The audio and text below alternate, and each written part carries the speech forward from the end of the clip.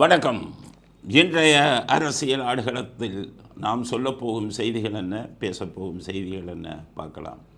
முதல் செய்தி, இது விஜயுடைய சொந்த வாழ்க்கை சம்மந்தப்பட்டது. இருந்தாலும் இன்றைக்கி இணையதளத்தில் வைரல் ஆயிடுச்சு இந்த செய்தி.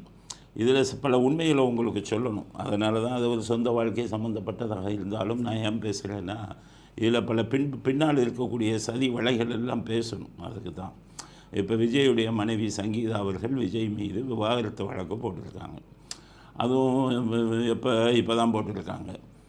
ஏப்ரல் 20 அவர் விஜய் ஆஜராகணும்னு செங்கல்பட்டு குடும்ப நல நீதிமன்றத்திலேருந்து நோட்டீஸ் வந்திருக்கு. இப்போ என்ன சொல்லணும்னா, நம்ம அரசியல்வாதி இளவு வீட்டில் கூட போய் அரசியல் பண்ணுவான். இளவு வீட்டில் கூட அரசியல் பண்ணுறவன் யாருன்னு பார்த்தீங்கன்னா தமிழ்நாடு அரசியல்வாதி. வெளி மாநிலத்தில் அவ்வளோ கீழ்த்தரமான அரசியல்வாதிகளை நீங்கள் பார்க்க முடியாது.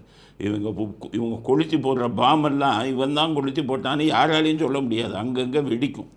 அதுவும் அரசியலுக்கு நீங்கள் போயிட்டீங்கன்னா என்னென்ன பண்ணணுமோ அவ்வளவும் பண்ணுவாங்க. இப்போ அந்த மனுவில் அவர் என்ன சொல்லியிருக்காரு, விவாகரத்து கேட்டிருக்காரு விஜய்கிட்ட. அதில் என்ன சொல்லியிருக்காரு, 2021 அவருக்கு விஜய்க்கு ஒரு சினிமா நடிகையுடன் தொடர்பு இருந்தது எனக்கு தெரியும் அப்படின்னு சொல்கிறார். இப்போ நான் என்ன சொல்கிறேன், 2021 அவங்களுக்கு தெரிஞ்சிருக்கு. ஆனால் கேஸ் 2026 போடுதுன்னா இதுக்கு பின்னாடி இந்த கூட்டம் இருக்குதுன்னு அர்த்தம். எலெக்ஷன் வந்துட்டால் கொலை கூட பண்ணுவாங்க. அதனால தான் விஜய் வெளியிலே வராமல் பயந்துக்கிட்டு இருக்காருன்னா, கொலையெல்லாம் அவங்களுக்கு சர்வசாதாரணம். இது நிச்சயமாக சொல்கிறேன். ஏன்னு கேட்டிங்கன்னா, கொஞ்ச நாளைக்கு முன்னாடி அவங்க கருணாநிதி அவர்கள் வீட்டில் அவருடைய மூத்த மனைவியின் மகன் மூகா முத்து இறந்திருந்தார். அந்த சாவுக்கு சங்கீதா தனியாக போயிருக்காங்க. அப்போ அவங்க குடும்பத்தில் யாரோ இவருடன் தொடர்பு வச்சுருக்காங்க. இவர் 21 உங்களுக்கு கருத்து வேறுபாடு ஏற்பட்டாலும் நீங்கள் அமைதியாக எலெக்ஷன் அப்போ இதை போடலான்னு சொல்லி எலெக்ஷன் அப்போ இந்த பிரச்சனையை கிளப்பி விட்டு விஜய்க்கு ஒரு மிகப்பெரிய கெட்டவேர் உருவாக்கணும்னு சொல்லி இந்த கூட்டம் செய்த சதிதான். உண்மையிலே அவருக்கும் மனைவிக்கும் கருத்து வேறுபாடு இருந்திருக்கலாம். அவங்க மனைவி அதை இது பண்ணியிருக்காங்க. ஆனால் இந்த கூட்டம் உள்ளே போய் குழப்பியிருப்பான். குழப்பி நீ இப்படி பண்ணுங்க, இப்போ போடாதீங்க, எலெக்ஷன் அப்போ போடுங்க. ஏன்னா அவனுக்கு அப்போத்தான சாதகம் தோக்க போடுறாங்க, மண்ணை கவ போடுறாங்க, கேவலப்பட்டு தோக்க போடுறாங்க. எப்படிடா இதை கெடுக்கிறது, இதை விஜய்க்கு கெட்ட பேரை உருவாக்குறதுன்னு சொல்லி போட்டிருக்காங்க. விஜய் இதில் விஜய் அவர்கள் மனைவி அதில் சொல்கிறாங்க, ஒரு சினிமா நடிகையோட தொடர்பு இருந்தது, அதுக்கான ஆதாரங்கள் இருந்தது. அவங்களை நான் ஒரு மனுதாரராக தேவைப்பட்டால் சேர்ப்பேன், தேவைப்பட்டால் சேர்க்கிறதெல்லாம் இல்லை. அவங்களுக்கு நல்லா புரிஞ்சுக்கங்க. உங்களை இந்த கூட்டம், இந்த திருட்டு கூட்டம் உங்களை தூண்டி விடுறான். தேவைப்பட்டாலாம் இல்லை. அடல்டரி நீங்கள் போடுறது கேஸ் அடல்டரியில் கோரெஸ்பாண்டண்ட்டை கண்டிப்பாக முதலே போய் சேர்க்கணும். பின்னாடி சேர்க்குறதெல்லாம் இல்லை.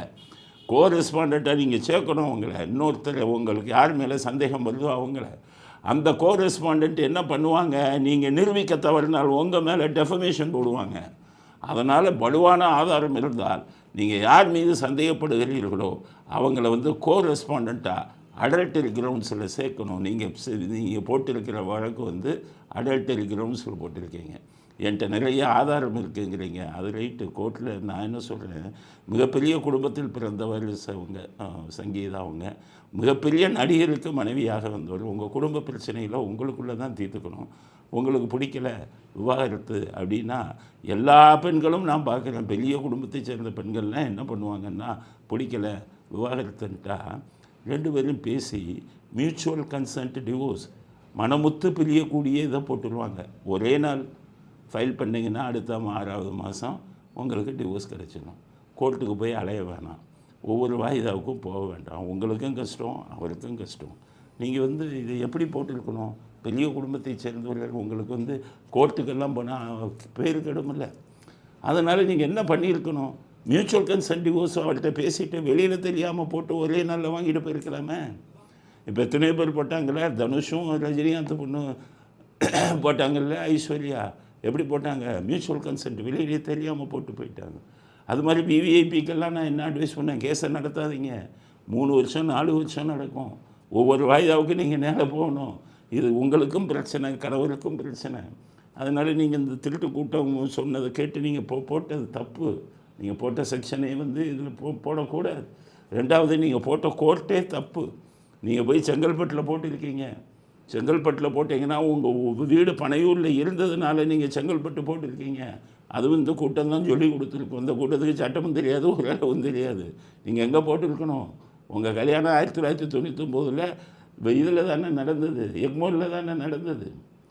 எக்மோரில் நடந்ததுங்கும்போது நீங்கள் இதை சென்னை ஃபேமிலி கோர்ட்டு, ஹைகோர்ட்டு உள்ளே இருக்கிறதில் தான் போட்டிருக்கணும். அங்கே இருக்கக்கூடிய நீதிபதிகள்லாம் கொஞ்சம் அனுபவம் உள்ளவங்களாக இருப்பாங்க, கேஸு சீக்கிரம் முடியும். செங்கல்பட்டு போன்ற இதுகளில் போட்டிங்கன்னா அங்கே அனுபவம் அதிகம் இல்லாத ஜட்ஜுங்கள்லாம் வருவாங்க, சிவில் ஜட்ஜுங்க வருவாங்க, வருஷக்கணக்கில் இழுத்துட்டு போகும். உங்களுக்கும் பிரச்சனை, அவருக்கும் பிரச்சனை. அதனால் நீங்கள் அங்கே போட்டது தப்பு. இந்த கூட்டத்து ஐடியாவை கேட்டது தப்பு. ஒரு பேருக்கு சட்டம் தெரியாது. இந்த கூட்டம் தப்பாக உங்கள் குடும்பத்துக்குள்ள குழப்பத்தை உருவாக்கி அதில் அரசியல் செய்யலாம்னு நினச்சிருப்பாங்க. நீங்கள் போட்ட காலம் தப்பு. எலெக்ஷன் முடிஞ்சு போட்டிருக்கலாம். நீங்கள் போட்ட டைமும் தப்பு. கரெக்டாக எலெக்ஷன் இப்போ ஏப்ரல் 20ஆம் தான் எலெக்ஷன் வரும். கோர்ட்லேருந்து 20ஆம் வர சொல்லியிருக்காங்க. அப்போ என்ன ஆகும்? விஜய்க்கு கெட்ட பேரை உருவாக்கணும்னு சொல்லி இந்த கூட்டம் செய்யும் சதி செயலுக்கு நீங்கள் போய் இரையாயிட்டீங்க. 2021 உங்களுக்கு இந்த குற்றச்சாட்டு இருக்குன்னா அப்போவே போட்டிருக்கணும். இல்லைன்னா தேர்தல் நான் தள்ளி மேற்கு அப்புறம் போட்டிருக்கணும். இந்த கூட்டத்து பேச்சை கேட்டு போட்டிருக்கீங்க. நீங்கள் மூக்காமுத்து சாவுக்கு போகும்போதே தெரியும் இந்த கூட்டம் உங்கள் பின்னணியில் இருக்குது அப்படிங்கிறது. அதனால தான் நான் சொல்கிறேன், இந்த கூட்டத்துக்கு சொல்கிறேன், சொந்த வாழ்க்கையில் விளையாடாதீங்க. உங்களுடைய கதைகள்லாம் எடுத்தால் 1970 சினிமா நடிகைகள் கதையை எடுத்தால் ஹரிச்சந்திரா நாடகம் விடிய விடிய போடுவான் இதில் கிராமத்தில். அது மாதிரி சினிமா நடிகைகளும் இந்த 1970 நடந்த கதையை சொன்னா விடிய விடிய சொல்லிட்டு போகலாம். அது நாகரிகம் இல்லை. அதுதான் ஒரு குடும்பத்தில் இதில் போய் தலையிடுறது நாகரிகம் இல்லை. அரசியல்வாதிகள் எப்படி எங்களை சொல்கிறீங்கன்னு கேட்பீங்க. இல்லைன்னா நீ கரெக்டாக எலெக்ஷன் டைமில் போட வைப்பீங்களா? அதுதான் உங்கள் குடும்பத்து இதுக்கெல்லாம் அவங்க மட்டும் தனியாக வந்திருக்காங்களே. அதனால் நீங்கள் என்னென்ன பண்ணுவீங்கன்னு எனக்கு தெரியும். அதனால் சொல்கிறேன், விஜய் அரசியலுக்கு வந்துட்டால் இதெல்லாம் நீங்கள் சந்திச்சு தான் ஆகணும். அதுவும் இந்த கூட்டத்திட்ட அரசியல் பண்ணுறது சாதாரண விஷயம் இல்லை. கொளுத்தி போடுவான் கண்ணி வெடியை, எங்கெங்கேயோ வெடிக்கும். எலெக்ஷன் வர தோற்று வீட்டுக்கு போனாலும் இருக்க மாட்டான். இன்னும் நிறைய தொந்தரவுகளை உங்களுக்கு கொடுப்பார்கள். அதனால தான் சொல்கிறேன், இந்த கூட்டத்தோட வேலை தான் இது. ஏன்னா நானும் இப்போ அரசியல்வாதி ஆகிட்டேன். அரசியல்வாதிகளை பற்றி எனக்கு அத்துப்படி. ஒவ்வொருத்தருடைய ஜாதகமே என்கிட்ட இருக்குது. அதனால் இந்த கூட்டத்தின் வேலை தான். சங்கீதா அவர்கள் தப்பான பாதையில் போயிட்டீங்க. எலெக்ஷன் டைமில் உங்கள் கணவருக்கு ஒரு கெட்ட பேரை உருவாக்கணும்னு இந்த கூட்டத்தின் சதி செயலுக்கு நீங்கள் ஆளாகிட்டீங்க. இப்போ செங்கல்பட்டுக்கு விஜய் போவாரா? போக முடியுமா? எலெக்ஷன் டைமில் ஏப்ரல் 20ஆம் வரணும்னு சொல்லியிருக்கு கோர்ட்டு. எலெக்ஷன் டைமில் என்ன ஆகும்? நீங்கள் பிரச்சாரத்துக்கு போகணும், பல பிரச்சனைகள் இருக்குல்ல. அதனால் விஜய் அவர்கள் இதை எதிர்கொள்ள வேண்டும். அடல்டெரியிலெல்லாம் நீங்கள் ப்ரூவ் பண்ணுறது அவ்வளவு ஈஸி இல்லை. நான் வழக்கு கொடுப்பனக வழக்கு நிறையா நான் டீல் பண்ணியிருக்கேன். அடல்டெரி இன்னொருத்தருடைய தொடர்பு அப்படின்னு சொல்லி கோர்ட்டில் கொடுத்தா, ஃபோட்டோவை கொடுத்தா ஜட்ஜு கேட்பார். அவங்க நண்பர்களாக கூட இருக்கலாம்ல. ஒன்றா காரில் போவாங்க, ஒன்றா சாப்பிடுவாங்க. அது சினிமா நடிகர் வேறு. கொஞ்சம் நடிகைகளோட இது பாட்டு இதுக்கு டூயட்டு இதிலெல்லாம் சேர்ந்து தானே நடிப்பாங்க, கட்டி பிடிச்சி தானே நடிப்பாங்க. இவரை மாதிரி இதில் நீங்கள் கொண்டு போய் கொடுத்தீங்கன்னா ஜட்ஜு என்ன கேட்பாரு தெரியுமா? அவங்க நண்பர்களாக இருக்கலாம், அவங்க சினிமா நடிகைகளாக இருக்கலாம், சினிமா நடிகர்கள் ஒரு நடிகையோட பழகுறதாக இருக்கலாம், இப்படி தான் கேட்பாங்க. அடல்டரியை உங்களை மாதிரி கேஸில் ப்ரூவ் பண்ணுறது ரொம்ப கஷ்டம். நாங்கள் இப்போ விஜய் பக்கம் உள்ள வக்கீல் நினைத்தால் 5 வருஷம் கேஸ் எடுத்துகிட்டு போனான். ஜீவனாம்சம் கேட்டிருக்கீங்க, ஜீவனாம்சம் பெட்டிஷனும் போட்டிருக்காங்க. ஜீவனாம்சத்தை நீங்கள் வாங்கலாம்.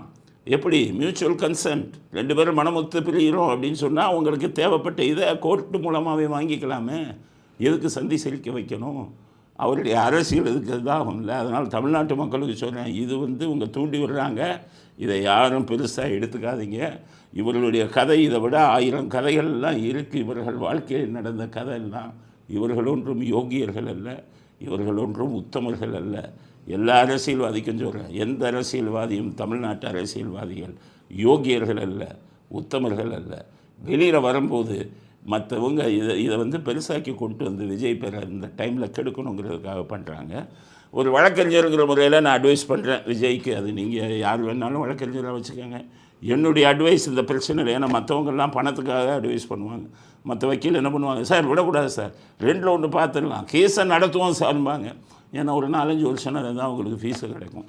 நாங்கள் அந்த மாதிரிலாம் இது பண்ண மாட்டோம். ஜீவனாம்சம் அதிகமாக பேசுவாங்க. உங்கள் பக்கம் இருக்கிற வழக்கறிஞர் என்ன செய்வாங்க, அந்த வழக்கறிஞர்கிட்ட பேசுவாங்க. எதிர்த்தரப்பு அவங்க கேட்பாங்க, என்ன சார், சார் நான் கூட கொஞ்சம் வாங்கி தரேன் சார் பையன்கிட்ட இருந்து, எனக்கும் பெர்சன்டேஜ் கொடுத்துருங்க அப்படிம்பாங்க.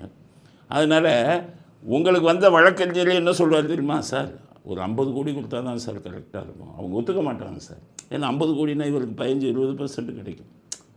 50 கோடினா இவருக்கு 5 கோடியிலேருந்து 10 கோடி கிடைக்கும். அதனால் வழக்கறிஞர்களை இதை ஜீவனாம்ச ரேட்டை ஏற்றி விடுவாங்க, 2 பேத்துக்குள்ளே ஷேர் பண்ணிக்குவாங்க. இதெல்லாம் நடக்கும் ஃபேமிலி கோர்ட்டில். அதை மற்ற இதில் பண்ணலாம், ஃபேமிலி கோர்ட்டில் மற்ற இதில் பண்ணலான்னா என்ன சொல்கிறேன்னா, அந்த மாதிரி ஆட்கள் நாங்கள் எதுலேயும் பண்ண மாட்டோம். சிவில் கோர்ட்டில் சொத்து மதிப்பான கேஸ் வரும், அதுக்கு பெர்சன்டேஜ் வாங்குவாங்க. அவருக்கு 10 கோடி ஜெயிச்சு கொடுப்பாங்க, சரி எனக்கு 10% 1 கோடின்னு கேட்பாங்க. அதுவாச்சும் சரி, பாதிக்காத விஷயம், அவனை ஜெயிச்சு கொடுக்குறாங்கன்னு. இது ஆக்சிடெண்ட் வழக்குலையும் குடும்ப நல நீதிமன்ற வழக்குலையும் கமிஷன் வாங்கக்கூடாது. ஆக்சிடெண்ட்டில் செத்துருப்பான், அவனுக்கு 10 லட்சம் வாங்கி கொடுப்பாங்க. வக்கீல் 4 லட்சம் எடுத்துருக்காரு. அவன் பாவம் செத்தவொன்னு அவன் குடும்பம் இருக்குல்ல. அதே மாதிரி ஜீவனாம்சம், அந்த பொண்ணு பிரிஞ்சு போகும். கணவர்கிட்ட கொடுக்குறதில்ல 20% எடுத்துக்கிட்டு அந்த பொண்ணுக்கு சேர வேண்டிய தொகை குறைஞ்சிரும்ல. இதனால தான் இன்றைக்கி சூழ்நிலை அப்படி இருக்குது. அதனால் நீங்கள் யாரும் வேண்டாலும் வழக்கறிஞராக நீங்கள் இது பண்ணிக்கோங்க. என்னுடைய சஜஷன், லீகல் பாயிண்ட் உங்களுக்கு சொல்கிறது, உங்களுக்கு சம்மன் அனுப்புகிறாங்க வரப்போகுது ஏப்ரல் 26 நீங்கள் அதுக்குள்ளே இந்த கூட்டம் எடுத்துருச்சு. இது யார் எடுத்து வெளியிட்டது சொல்லுங்கள்? சங்கீதாவை எடுத்து வெளியிட்டாங்க. இந்த கூட்டம் போய் சங்கீதாட்ட இதை வாங்கி இன்டர்நெட்டில் கிளப்பி விட்டாங்க. ஸோ விஜய்க்கு சொல்கிறேன், அவங்க கபில் சிபலை வேணாலும் கூட்டிகிட்டு வரட்டும், கபில் சிபலையோ கூட்டிகிட்டு வரட்டும் இந்த கோர்ட்டுக்கு. விஜய்க்கு சொல்கிறேன் என்னென்னா, உங்களுக்கு சம்மன் வரும், வீட்டில் கையெழுத்து போட்டு வாங்குங்க. சம்மனை திருப்பி அனுப்பிடாதீங்க, கையெழுத்து போட்டு வாங்குங்க. திருப்பி அனுப்புனீங்கன்னா இது திரும்பி பேப்பர் பப்ளிகேஷன் வர 6 மாதத்துக்கு போயிட்டு இருக்கும். நீங்கள் என்ன பண்ணுங்க, கையெழுத்து போட்டு வாங்குங்க. ஏப்ரல் 20 கோர்ட்டுக்கு அன்றைக்கி போகாமல் விட்டுருங்க. அதுக்கப்புறம் என்ன நடக்குங்கிறதே நீங்களே பார்ப்பீங்க. அவ்வளோதான். இந்த பிரச்சனை புஸ்வானம் மாதிரி போயிடும். அதனால் விஜய்க்கு நான் சொல்வது, சம்மனை வாங்குங்க. நான் ஒரு வழக்கறிஞராக சொல்கிறேன், ஏன்னா வழக்கறிஞராக நான் சொல்லலாம். என்னடா சார் கோர்ட்டுக்கு போகக்கூடாதுங்கிற, அது லீகல் பாயிண்ட் இருக்குது. அது இந்த கூட்டத்துக்கு தெரியாது. போய் கபில் சிபலை தான் போய் பிடிக்கணும். செம்மனை வாங்குங்கள், அன்றைக்கி போகாதீங்க. இங்கே இது திருமணம் நடந்த இடத்துல நீங்கள் போடலாம் வழக்க. இதை சென்னையில் தான் போட்டிருக்கணும், ஹைகோர்ட்டு கேம்பஸில் இருக்கிற ஃபேமிலி கோர்ட்டில் தான் போட்டிருக்கணும். இந்த கூட்டம் தான் உங்களை செங்கல்பட்டுக்கு இழுத்து அடிக்கணுங்கிறதுக்காக இந்த ஐடியா கொடுத்துருக்காங்க. அதனால் சம்மனை வாங்குங்கள். ஏப்ரல் 20 நீங்கள் இதுக்கு போக தேவையில்லை, வக்கீலையும் அனுப்பாதீங்க. அப்புறம் நடக்கிறது என்ன நடக்குங்கிறத நான் அப்புறம் பின்னாடி சொல்கிறேன். நீங்கள் இப்போ ஒரு பப்ளிக் ஃபிகர் ஆகிட்டீங்க, மக்கள் உங்கள் பின்னாடி இவ்வளோ பேர் இருக்காங்க. அதனால் உங்கள் பிரச்சனை எல்லோரும் பேசத்தான் செய்வாங்க. அதனால தான் நான் வெளி இடத்துல இதை பேசுகிறேன் அப்படிங்கிறத இந்த பிரச்சனையில் விஜய்க்கு முதல் கருத்தாக பதிவு செய்ய விரும்புகிறோம். தமிழ்நாட்டில் இருக்கிற அத்தனை பேரும் தெரிஞ்சுக்கோங்க, இதுக்கு பின்னாடி இவங்க இருக்காங்க, திமுக இருக்காங்க, திமுகவின் குடும்பம் இதற்கு பின்னால் இருக்கிறது அப்படிங்கிறது தான் என்னுடைய முதல் கட்ட கருத்து. அடுத்தது திமுகவில் ஓபிஎஸ், ரொம்ப கேவலமான விஷயம். வேறு சர்ச்சையே கிடைக்கலையா? திமுகவில் போய் சேர்றீங்களே, அம்மான்னு உயிரை விட்டீங்களே. அம்மா சேலையை பிடிச்சி இழுத்த கூட்டம் இது, அம்மாவை ஜெயிலுக்கு அனுப்பின கூட்டம் இது, அம்மா சாவுக்கு காரணமாக இருந்த கூட்டம் இது. இந்த கூட்டம் தான் கிடைச்சதா உங்களுக்கு? இதுக்கு அரசியல் விட்டு ஓய்வு பெற்றிருக்கலாமே. ஸ்டாலின் சொல்கிறார், தாய் கழகத்தில் இழைந்து விட்டார். யார் தாய் கழகம்? திமுக தாய் கழகமா? உங்களுக்கே தாய் கழகம் திக, திராவிட கழகம் தான் உங்கள் அனைவருக்குமே தாய் கழகம். திராவிட கழகத்திலிருந்து பிரிஞ்சு வந்தவங்க தான் திமுக, திமுகவிலிருந்து பிரிஞ்சு வந்தது அதிமுக. அப்போ தாய் கழகம் எதுன்னு பார்த்தீங்கன்னா திராவிட கழகம் தான் தாய் கழகம். அதை புரிஞ்சுக்கங்க. ஆனால் இவரை கடவுளே மன்னிக்க மாட்டார். ஓபிஎஸ் எப்படி இருந்தீங்க? பெரிய உலகத்தில் ஒரு டீ கடை வச்சுட்டு இருந்தீங்களா? ஞாபகம் இருக்கா? 1989 எம்ஜிஆர் அவர்கள் இறந்த உடனே ஜானகி அணி, ஜெயலலிதா அணின்னு 2 பேர் பிரியும் போது நீங்கள் ஜானகி அன்னைக்கு பக்கம் தானே போனீங்க. நீங்கள் எலெக்ஷனில் நின்று தோத்தீங்களா இல்லையா? இங்கே இருக்க லோக்கல் எலெக்ஷனில் நின்று. அதற்கு பிறகு ஜெயலலிதா அவர்கள் வந்ததுக்கப்புறம் அதிமுக ஒன்றானது. அப்போ நீங்கள் அதிமுகவுக்கு வந்தீங்க. 1998 எம்பி எலெக்ஷனில் அதிமுகவுக்கு, ஒன்றுபட்ட அதிமுகவுக்கு மிக கடுமையாக உழைத்து அங்கே ஜெயித்தாங்க அதிமுக. 99 தினகரன் அதே தொகுதியில் எம்பிக்கு நின்னார். அப்போ தினகரன்ட்ட உங்களை பற்றி எல்லாருமே சொன்னாங்க. பன்னீர்செல்வத்தை பிடிங்க, போன தடவை எலெக்ஷனில் ரொம்ப நல்லா வேலை செஞ்சது பண்ணாருன்னு ஒன்று தினகரன் உங்களை கூப்பிட்டு அனுப்புனார். நீங்கள் மட்டும் எனக்கு நல்லா வேலை செஞ்சு உங்கள் தொகுதியில் அதிக ஓட்டு வாங்க வைங்க, உங்களுக்கு நான் நல்ல பரிசு தருகிறேன்னு சொன்னார். ரொம்ப கடினமாக உழைச்சி உங்கள் தொகுதியில் எம்பி இதில் அவருக்கு அதிக ஓட்டு கிடைச்சது. அதற்கு நன்றி கடனாக டிடிவி தினகரன் 2001 அவங்க சித்திகிட்ட சொல்லி உங்களுக்கு எம்எல்ஏ சீட்டு வாங்கி மந்திரி சீட்டு பதவியும் வாங்கி கொடுத்தாரு. எவ்வளவு நன்றி கடனோடு இருக்கணும். சாதாரண டீ கடை இதாக கடையில் இருந்தீங்க. உங்களுடைய ஜோசியர் முருகேசன் நினைக்கிறேன், உங்களுடைய ஜோசியர் உங்கள் ஜாதகத்தை பார்த்துட்டு பன்னீர் நீ வருங்காலத்தில் முதலமைச்சர் ஆகுதுன்னு சொல்லும்போது வேலையை பாரியா, நானாவது முதலமைச்சர் ஆகிறதாவதுன்னு சொன்னீங்களா இல்லையா? நீங்கள் முதலமைச்சர் ஆகுதுன்னு ஜோசியர் சொன்னதையே நம்பவே இல்லை. நீங்கள் அப்படி இருந்தீங்க. உங்களை டிடிவி தினகரன் கொண்டாந்தார், இது பண்ணார். உள்ளே அன்னைக்கு ஜெயலலிதா அவர்கள் அவர் சம்மந்தப்பட்ட வழக்கு இருந்ததுனால அவர் முதலமைச்சர் ஆக முடியாதுங்கிற நிலைமை வந்தது. அப்போ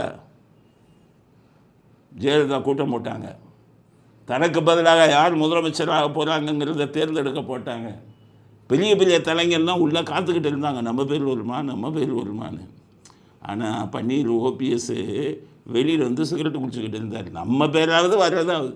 இவர் சிகரெட்டு குடிச்சிக்கிட்டு இருக்கும்போது அங்கே அம்மா அறிவிச்சிட்டாங்க, பன்னீர்செல்வம் தான் முதலமைச்சர் வேட்பாளர். உள்ளே இருக்கிறவங்க பன்னீர் ஒன்று ஓம் பேர் சொல்லிட்டாங்கன்னா ஏன் பேர் இப்படிப்பா சொன்னாங்கன்ட்டு இதை தூக்கி போட்டு உள்ளே போனீங்க, ஞாபகம் இருக்கா? ஆக நீங்கள் முதலமைச்சர் ஆவீங்கிறது நீங்களே நம்பலை. அந்தளவுக்கு உங்கள் தகுதி இருந்தது. அப்படிப்பட்ட உங்களே 3 தடவை முதலமைச்சர் ஆக்குறதுனா அந்த அம்மா எவ்வளவு நம்பிக்கை வச்சுருப்பாங்க. நம்பிக்கை துரோகம் பண்ணிட்டீங்களே. எடப்பாடியை நான் நியாயப்படுத்தலை. எடப்பாடி கட்சி எப்படியாச்சும் சேர்க்க வைக்கணும் என்ற அதிமுக ஏதோ டிடிவியை சேர்த்த மாதிரி அவர் ஒரு பகுதியை சேர்த்துருக்கணும்னு நினச்சிருக்கணும். அவர் நினைக்கல. அவர் தன்னையும் தன் கட்சியையும் காப்பாற்றணுங்கிற, கட்சியில் தன் பதவியை காப்பாற்றிக்கணும், பொதுச் செயலாளர் பதவி, அதுதான் அவருடைய எய்ம். 2026 ஜெயிக்கணுங்கிறது கூட அவருடைய எய்ம் இல்லை. அவர் தப்பு பண்ணிட்டார். ஆனால் நீங்கள் நம்பிக்கை துரோகம் இல்லை பண்ணிட்டீங்க. உங்களுக்கு மன்னிப்பே கிடையாது. அதுவும் எங்கே போய் சேர்ந்துருக்கீங்க? இந்த கூட்டத்திட்ட போய். அதனால் உங்களுடைய வருங்காலம் அவ்வளோதான். உங்களை இது பண்ணி உங்களை எலெக்ஷனில் நிற்க வச்சு இவங்களே ஆளை வச்சு தோக்கடிச்சிடுவாங்க. அதுதான் நடக்கப் போகிறது.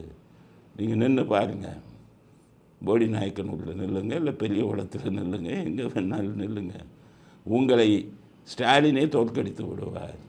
உங்களை பலிகடாவை ஆக்கிட்டாங்கங்கிறத அவருக்கு கண்டனத்தை நம்ம தெரிவிச்சுக்கிட்டு, ஓபிஎஸ்க்கு சேராத இடம் தனியிலே சேர வேண்டாம்னாங்க. சேராத இடத்துல சேர்ந்துட்டீங்க. உங்கள் வருங்காலம் எப்படி இருக்க போகிறதுங்கிறத காத்திருந்து பார்ப்போம் அப்படிங்கிறது அடுத்த கட்ட செய்தி. அடுத்தது செந்தில் பாலாஜி மேல் கிளம்பிய அடுத்த ஊழல் இன்றைக்கி ஹைகோர்ட்டில் வந்திருக்கு. அறப்போர் இயக்கம் அப்படின்னு ஒருத்தவங்க வழக்கை பதிவு செஞ்சுருக்காங்க.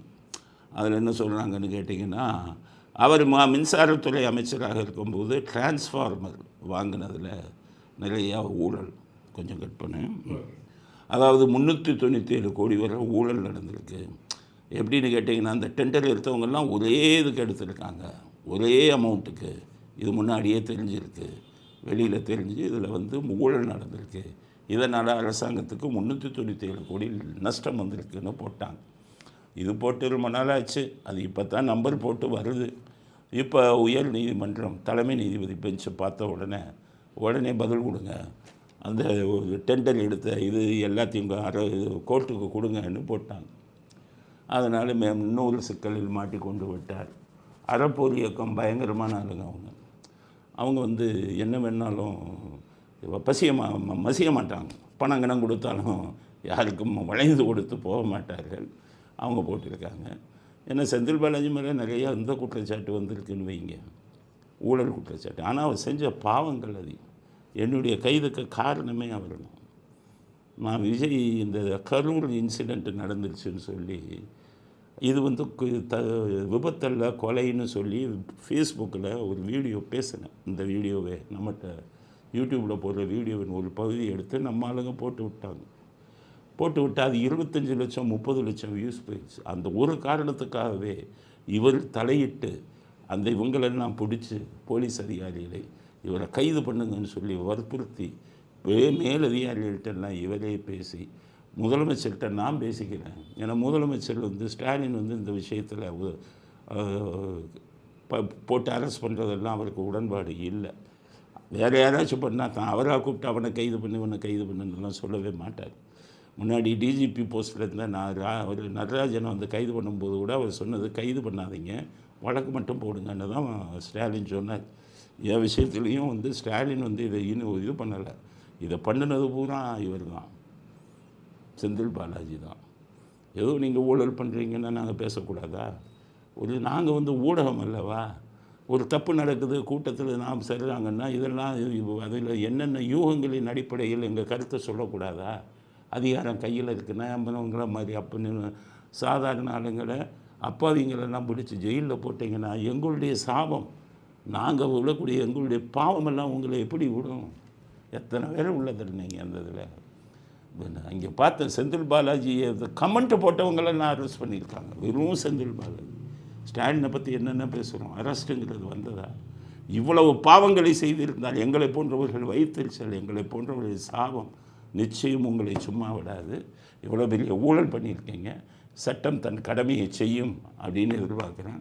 அறப்போர் இயக்கத்துக்கு சொல்கிறேன், சட்டம் சம்பந்தமான எந்த ஒரு உதவியும் உங்களுக்கு தேவைப்பட்டால் என்னை அணுகுங்க. நான் நிச்சயமாக உங்களுக்கு வந்து என்னுடைய பங்கை வந்து நான் செய்கிறேன். காரணம், இவரால் பாதிக்கப்பட்டவர்களில் நானும் ஒருவன். அதனால் சட்டம் தன் கடமையை செய்திருக்கிறது மட்டும் இல்லை, இறைவன் தண்டனையை கொடுக்க ஆரம்பித்து விட்டான் அப்படிங்கிறது தான் நம்முடைய அடுத்த கட்ட கருத்து. அடுத்தது பாவம் வேல்முருகன் ஒரு பாடகர், சினிமாலெலாம் பாடுவார். அவர் என்ன பண்ணிவிட்டார், விஜய் இது இப்போ ஒரு கூட்டம் தான் வச்சாங்க இங்கே பனையூரில், அவரை பாட கூப்பிட்டுருக்காங்க. இவங்கெல்லாம் காசு கொடுத்தா பாடுவாங்க. ஸோ அதனால் காசை வாங்கிட்டு இவங்க பாட வந்திருக்காங்க. பாட வந்து ஒரு பாட்டும் பாடுறார் வேல்முருகன். அந்த டைம் பார்த்து என்ன பண்ணிட்டாரு, விஜய் உட்காந்து பார்த்துக்கிட்டே இருந்தவர் அந்த பாட்டை ரசிச்சுட்டு திடீர்னு மேடையில் போய் டான்ஸ் ஆடிட்டார். அதுக்கு இவர் வேல்முருகன் பாடகர் என்ன செய்வார், அவர் டான்ஸ் ஆடணுன்னே இவருக்கு அப்படியே பாட்டு பாடுறாரு. பாட்டு பாடி முடிஞ்சு ஃபங்க்ஷன் முடிஞ்சு வந்தோடனே கேஸை போட்டாங்க. எவ்வளோ கேவலம் பாரு. அவங்கெல்லாம் பணத்துக்காக பாட போகிறவங்க.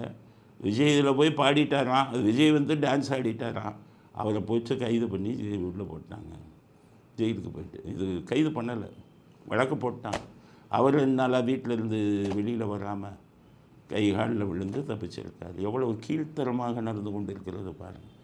விஜயை பற்றி பேசினாலே பாடினாலே உள்ளே பிடிச்சி போடுறாங்க. சவுக்கு சங்கர், இந்த நிதிஷ், அந்த பையனையும் கைது பண்ணிட்டாங்க.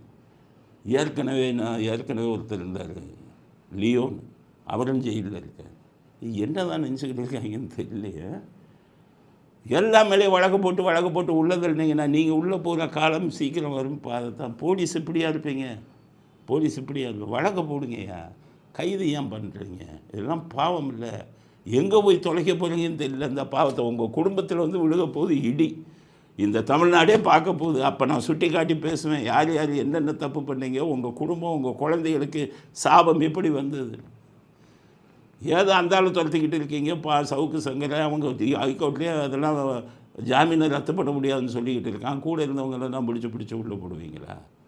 அதனால் கடுமையான கண்டனத்தை தெரிவித்துக் கொள்கிறோம். காவல்துறைக்கும் சரி, ஸ்டாலின் அரசாங்கத்துக்கும் சரி, எல்லாருமேலேயும் வழக்கு போடாதீங்க. பாட்டு பாடினவங்க மேலாம் வழக்கு போட்டிங்கன்னா எவ்வளோ கீழ்த்தரமான ஆட்சி நடத்திக்கிட்டு இருக்கீங்க அப்படிங்கிறத அடுத்த கட்ட செய்தியாக பதிவு செய்ய விரும்புகிறோம். அடுத்தது டெல்லி முன்னாள் முதலமைச்சர் அரவிந்த் கெஜ்ரிவால், அவர் பிடிச்சி ஜெயிலில் போட்டாங்க.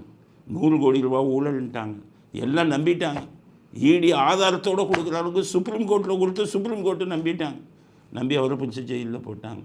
அரவிந்த் கெஜ்ரிவால் பாவம் மாதக்கணக்கில் ஜெயிலில் இருந்தார். இப்போ கடைசி எலெக்ஷனில் நின்னா டெல்லி மக்கள்லாம் நம்பி அவரை வந்து சட்டசபை சட்டமன்ற தேர்தலில் தோற்று போச்சு. 22 சீட்டு தான் வந்தது. டெல்லி மக்கள்லாம் நம்பிட்டாங்க. இவர் துணை முதல்வர், அவரையும் பிடிச்சி உள்ள போட்டாங்க. இப்போ மத்திய பாஜக அரசும் இப்படி இருந்தால் என்ன தப்பு? இன்றைக்கி கோர்ட்லேருந்து தீர்ப்பு வந்துருக்கு. அவங்க 2 பேரும் நிரபராதி. ஈடிக்கு கண்டனம் தெரிவிச்சிருக்காங்க, இந்த மாதிரி பொய் வழக்கெல்லாம் போடாதீங்க. கண்டனம் தெரிவித்து என்ன பண்ணேன், அவர் பதவி போச்சு. 1 மாதத்துக்கு மேலே ஜெயிலில் இருந்தார், திகார் ஜெயில். என்ன தப்பு பண்ணதுக்காக இருந்தாங்க? அரவிந்த் கெஜ்ரிவால்லாம் யாருன்னு எங்களுக்கு தெரியாது. நிரபராதிகள் பாதிக்கப்பட்டால் நாங்கள் குரல் கொடுப்போம். தப்பு செஞ்சவங்க இருந்தாலும் கூட சம்மந்தம் இல்லாமல் வந்து ஜெயிலுக்கு அனுப்புனீங்கன்னா நாங்கள் குரல் கொடுப்போம். ஏன்னா சுப்ரீம் கோர்ட் சொல்லியிருக்காங்க, fail is the right, jail is an exemption சொன்னாங்க சுப்ரீம் கோர்ட். ஏன் சொன்னாங்க? யாருமே அனாவசியமாக ஜெயிலுக்கு போகக்கூடாதுன்னு சொல்லியிருக்காங்க. நீங்கள் என்னடானா போகிறவன் வர்றவன், விஜய் இதில் போய் டான்ஸ் ஆடினவன், அந்த சவுக்கு சங்கர் கூட இருந்து பேசினவன், எல்லாரும் மேலேயும் என்னென்ன வழக்கை போட்டு இப்படி கூத்தடிச்சுக்கிட்டு இருக்கீங்க. அதனால் இதுக்கு இது தமிழ்நாட்டில் தான் இப்படி கூத்தடிச்சுக்கிட்டு இருக்கீங்கன்னா, மத்திய பாஜகவும் இந்த கூத்தடிச்சுக்கிட்டு இருக்காங்க. கெஜ்ரிவால் மேலே ஏன் வழக்கு போட்டீங்க? அவருக்கு தான் ஆதரவு. உங்களுக்கு கண்டனம் தெரிவிச்சிருக்காங்க கோர்ட்டு. பொய் வழக்கு. அவர் ஜெயிலில் இருந்ததுக்கான இது என்ன? மக்கள் உங்களை பற்றி என்ன நினைப்பாங்க? அதனால் பாஜகவும் இன்னும் ஒரு திமுக அரசாக மாறினதுக்கு உங்களுக்கு வன்மையான கண்டனத்தை தெரிவிச்சுக்கிறோம். நாகரிகமான அரசியலை நடத்துங்க. நாளைக்கு ஆட்சி மாற்றம் ஏற்பட்டால் உங்களுக்கு என்ன நிலைமை வருங்கிறத புரிஞ்சுக்கங்க அப்படிங்கிறத இறுதி கருத்தாக பதிவு செய்ய விரும்புகிறோம். இத்துடன் இன்றைய அரசியல் ஆடுகளம் நிறைவு பெறுகிறது. மீண்டும் நாளை புதிய செய்திகளுடன் உங்களை சந்திக்கிறோம். நன்றி, வணக்கம், ஜெயந்த்.